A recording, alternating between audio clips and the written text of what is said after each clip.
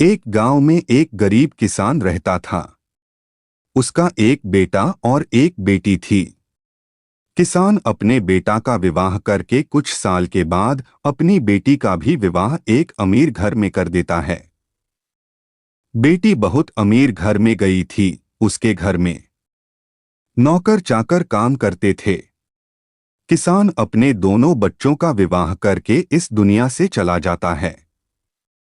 बेटी को धन की तो कमी नहीं था, वहीं बेटा बहुत गरीब था। किसी तरह खेती मेहनत मजदूरी करके अपने परिवार का पालन पोषण करता था।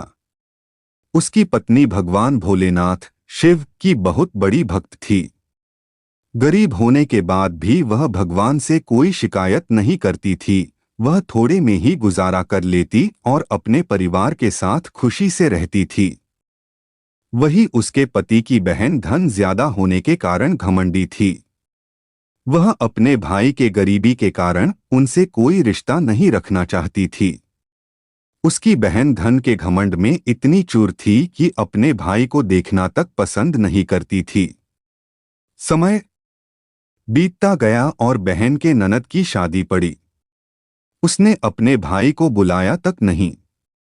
किसी तरह उसके भाई को पता चला और वह बिना बुलाए ही बहन के घर शादी में चला जाता है।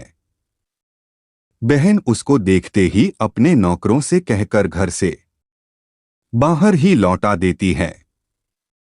भाई भूखा प्यासा रोते हुए जा रहा था, तभी रास्ते में उसको एक बूढ़ी माँ मिलती है। उन्होंने ने उस भाई से पूछा, बेटा क्यों रो रहे हो? इतने में वह अपनी सारी दुखदायी कहानी बताता है। बूढ़ी माता ने उसे समझाकर चुप होने को कहती हैं। बूढ़ी माताजी गरीब किसान के बेटा से कहती कि यहीं पास में मेरा बगीचा है, चलो कुछ खा के आराम कर लो। दोनों बगीचे में जाके खरबूज खाते हैं। फिर बूढ़ी माता ने एक थैले में खरबूज और कुछ खाने पीने का सामान रख के उसे वहां से घर भेजती हैं।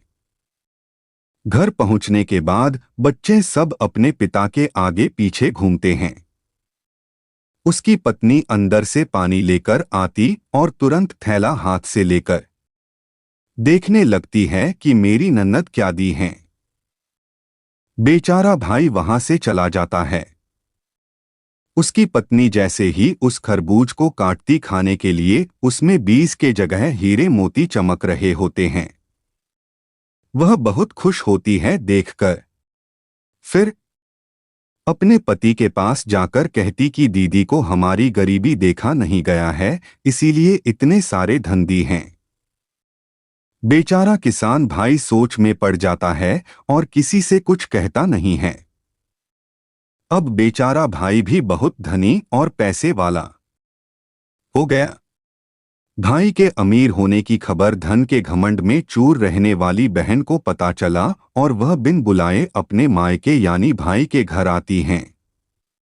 यह देखकर भाई मन में सोचता है कि जब मेरे पास धन नहीं था तो बहन मुझे देखना तक नहीं चाहती थीं। फिर भी वह और उसकी पत्नी ने उसका आदर सत्कार करते हैं। कुछ दिन के बाद बहन को ससुराल से बुलावा आया। उसके भाई और भाभी अच्छे कपड़े मिठाई कुछ उपहार देकर विदा किया।